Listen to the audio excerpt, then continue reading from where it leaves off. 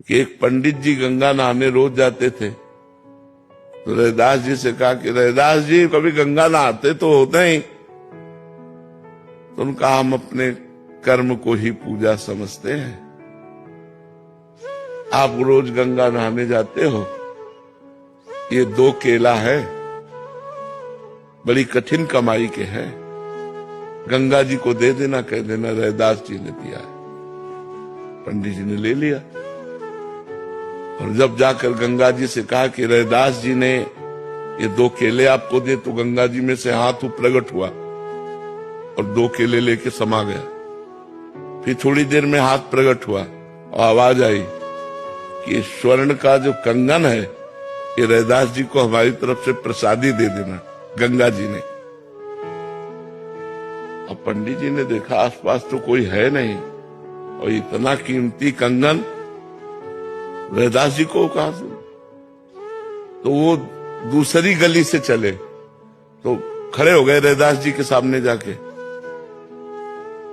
जिस गली से चलते वापस फिर वही रैदास जी के घर के सामने खड़े हो जाते।